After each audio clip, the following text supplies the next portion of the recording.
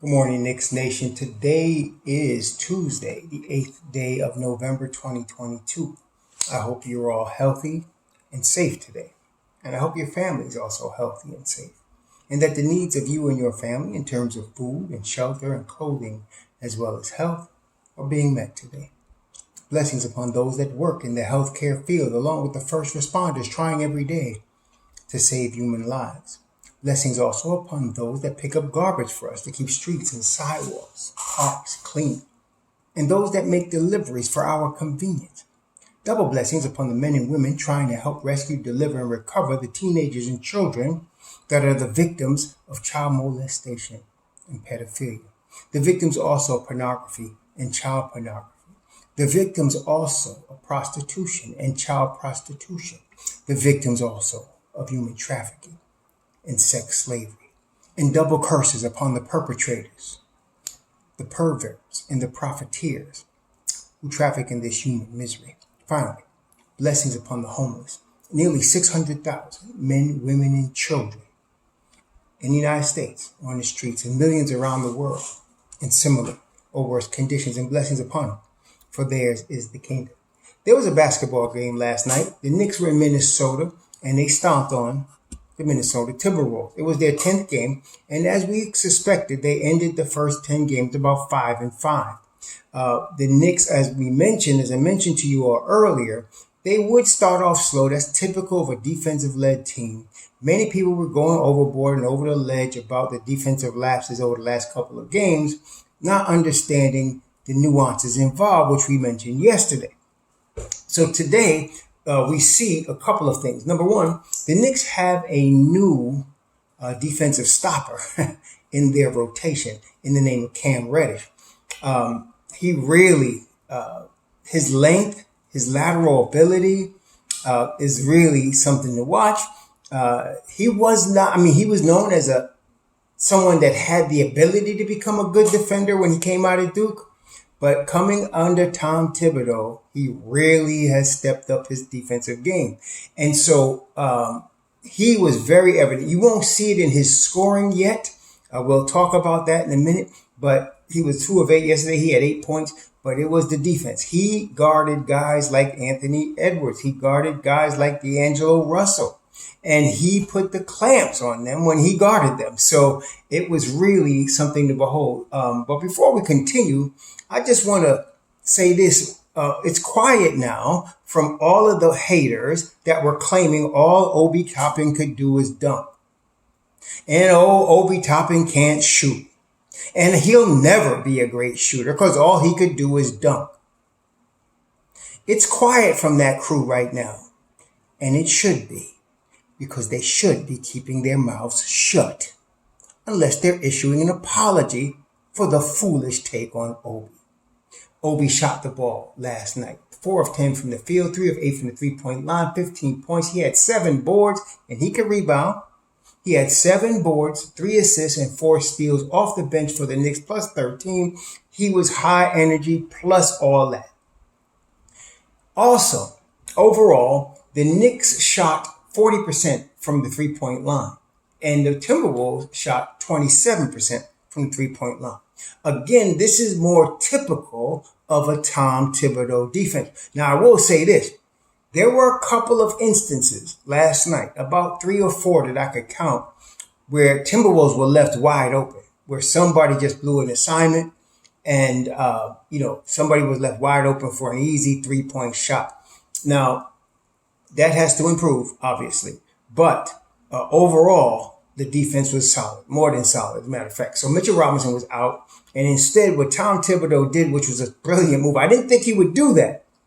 But he started Jericho Sims. And it wasn't just because Jericho Sims was from Minnesota. It was because Jericho Sims would make a better starter than Isaiah Hartenstein in terms of rim protection. Neither of them are Mitchell Robinson. But Jericho Sims came in and did a tremendous job at the 5. Now, both he and Hartenstein were in foul trouble. Let's see. Sims had 5. Yep, Sims had 5. Hartenstein had 4. So they're aggressive, and that's typical for these two type of guys. Jericho, because, he's younger, he's in the second year, and then Hartenstein because he's just aggressive and he's slow-footed. But that opened up time for Obi, because what ended up happening is you had Hartenstein play 21 minutes at the 5, and you had Sims play 17. That's 38. That leaves another 10 minutes. That went to Julius Randle, and then the Julius Randle 10 minutes that he wouldn't be playing at the 4 went to Obi, and he ends up playing, instead of 15 or 16 minutes, 26 minutes. Okay, that worked out very well last night. And I love this Obi. A lot of y'all been calling for this for a minute. The Obi Randle duo, because a lot of people were, including myself, were not sure Obi could play the smaller players, and that Randle can handle the 5 for extended time. Apparently they can. Obi's defense was tremendous last night, along with, as I mentioned, Cam Reddish's defense. Jalen Brunson was what we wanted from Jalen Brunson. Solid floor leader, picking his spots. RJ Barrett was solid, 7 of 18 from the floor, 3 of 7 from the 3-point line, 5 assists, 5 boards, plus 4, 22 points. That's what we expect from RJ Barrett. Okay, and so the Knicks were playing, but of course I'll be remiss to not mention Julius Randle as the star of the game last night. I mean, he played 33 minutes. He only took 15 shots. He was 9 of 15. 8 of those shots were 3-pointers. He was 8 of 13 from the 3-point line. 31 points. Now, he was doing some boneheaded plays, which he's prone to do. He had 5 turnovers. But listen, some people talk about an assist to turnover ratio. You know, if you're looking at Julius, it wasn't too good. But I like to say a 3-pointer to turnover ratio. Like, in other words, if Julius could drop as many threes as turnovers, I think we're in good shape. So last night he had 5 turnovers and he had 8 threes. He was on fire last night. You see, I mentioned to y'all before, but some of y'all hear what you want to hear. But I said there are games where Julius can take over.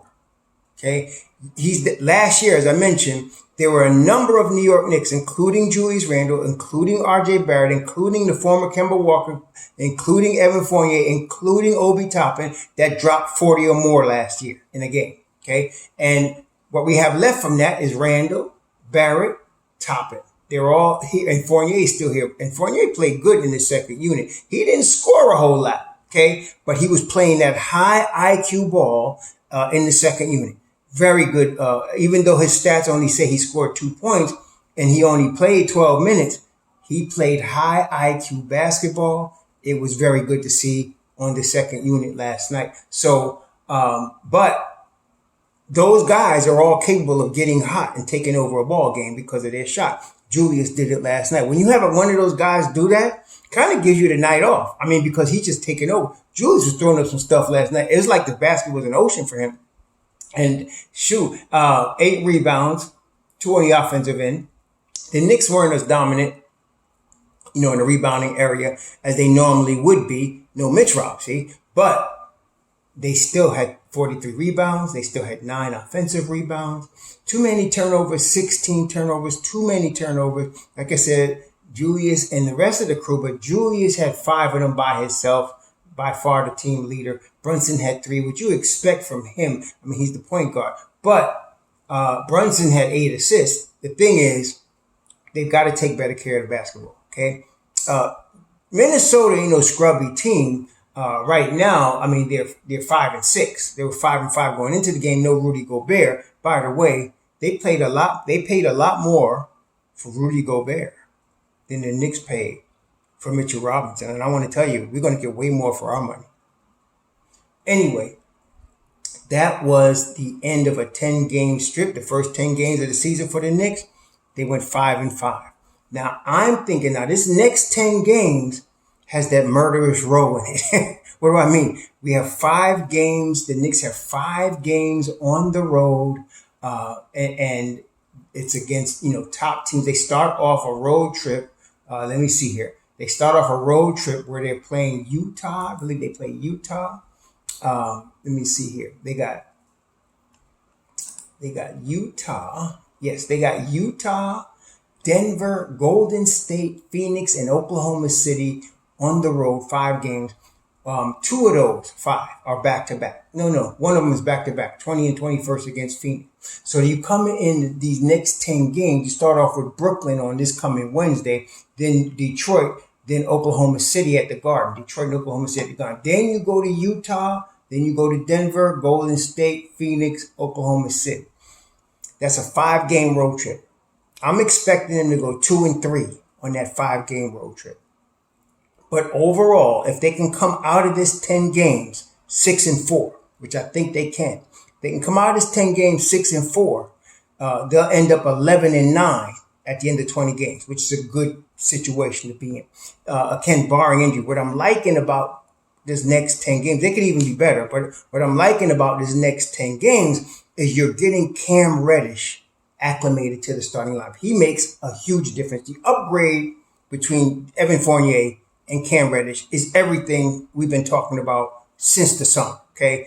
And what you're seeing now with him as the defensive stopper, you're going to start to see more of him as his win builds up. What I'm noticing is that he's playing more minutes now than he's played, in his career. This is the second game he played as a starter. He was 29 minutes last night. He played 37 minutes on Saturday night against Boston. So he's playing heavy minutes now. Now, it's not going to wear him down. What happens at age 22, his win's going to build up. Okay. So I'm hoping by the time they get to the Utah game that his wind is built up. And then you'll see him hitting more shots because he'll have that wind. He'll be playing more effectively 2 ways. That's going to be huge for the Knicks. I really believe in Butterbean's talent in terms of game-changing talent for the Knicks. So that being the case, just let his win build up and let him get acclimated to being in the starting unit, being used to being in the starting unit, getting used to everybody getting used to him. Now, that's going to be huge for the Knicks, which is another reason we're talking about continual improvement. By the time we get to 30 games, this is going to be a better team than it is right now, than it started the first 10 games. So we had to figure out stuff. Tibbs had to figure out his rotation. What I'm glad about is he didn't take 20 games to do it this year. He did it in 10. And Grimes kind of helped it out, when his foot hurt, because that just opened the door for Cam. So now when Grimes returns, Fournier may have a problem because Grimes is going to be in the rotation. Okay, he's going to be in the rotation. Somebody got to step out, though. Tibbs went 10 deep last night. Okay, and so somebody's an odd man out. He's not going to go 11 deep. He's just not going to do it. So you're talking about probably that's being Fournier. Grimes is going to be the guy coming in there once he's fully healthy, assuming he gets fully healthy. Hopefully he does. If he does get fully healthy, a fully healthy Quentin Grimes playing rotation minutes, which means 10, probably for him 15, 16 minutes or more, the Knicks are going to be really good. Now, Mobb Deep last night scored, I think, a total of 32 points, 33 points, something like that, below what they're normally doing. In the beginning of the season, I'm expecting them to be around 40 points a game. But look, that's because also Cam is now a starter. Okay, so but you put Grimes back in that second unit, I think they're back in that 40-point range. So right now the Knicks are in very good shape. Mitch Robb, maybe a week and a half he'll be back. Hopefully he doesn't get hurt again, but that was a pretty scary knee injury he had the other day, but he played through it, and I think he'll be back, probably miss about 5 games, come back and be ready to go. The Knicks are going to be tough. They're going to be formidable. I believe they're going to be a very dangerous team this season, and especially going past the 30-game, 40-game mark when they start to really hit their stride. So that means a couple of things. If things go the way I just told you, if Grimes comes back healthy, look for an Evan Fournier trade at the deadline. Okay, somebody's gonna want that shooting, and look for an Evan Fournier trade at the deadline. That's that one thing. Also, you'll see the younger players, namely Obi Toppin, Emmanuel Quickly, especially. You'll see these guys develop more, which means they'll be valuable. Why is that important? Next summer, there's going to be some superstar, some guy that's a top 25 player, maybe even a top 15 player, is going to want to trade. The Knicks have the assets to make that trade. What we don't need right now, we don't need any more picks. We need to develop the picks that we have. We don't need any more picks. Okay, we don't need to worry about Wembanyama or whoever, Scoot, whatever. We can't use them. We stacked. Okay, so we need to get that dude in here that will bring the Knicks to that next level. That steroid dude that I've been telling you about. We need that. I didn't believe it was Donovan Mitchell. I don't care what you're thinking about Cleveland. He fits perfectly with Cleveland, better than he would have fitted us at this point. But at the end of this season, Obi's going to be better. Quickly's going to be better. You're going to be Grimes is going to be better. Those guys. And I'm naming Mob Deep because that's where you're going to get your trade pieces. Unfortunately, I don't know. What's going to happen. I don't want any of them to leave. I'm just trying to be real with y'all. You're not going to get something for nothing. So whoever wants to be traded, whoever that star is that's next summer, going to say, but I'm still thinking in 2 years. I'm not even thinking next summer. I really hope they wait 2 years. Let these guys play another season. And let me tell you something. They get to the playoffs this year and win the first round, it's on. So then they do another season of that. Now you're talking. At that point, Obi is now 26. Quick is now 24, 25. Right?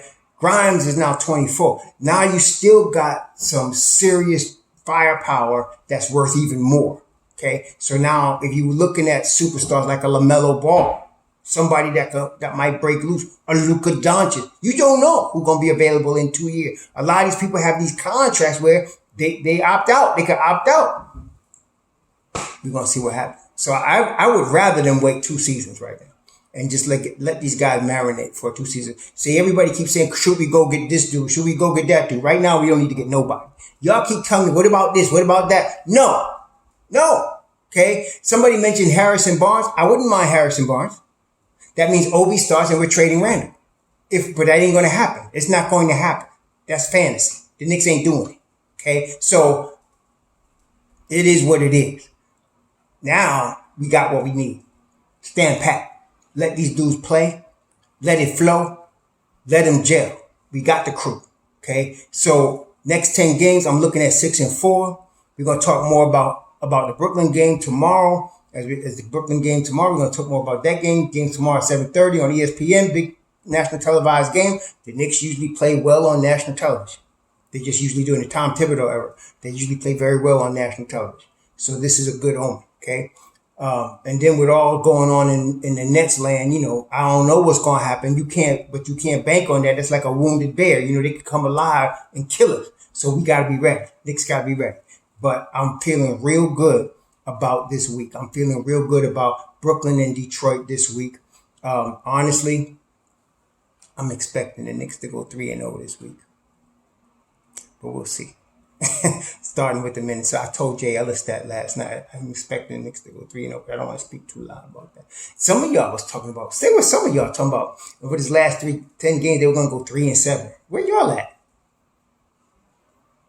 Anyway, we'll talk more tomorrow before they play the Nets. Y'all have a very safe Tuesday. Shalom.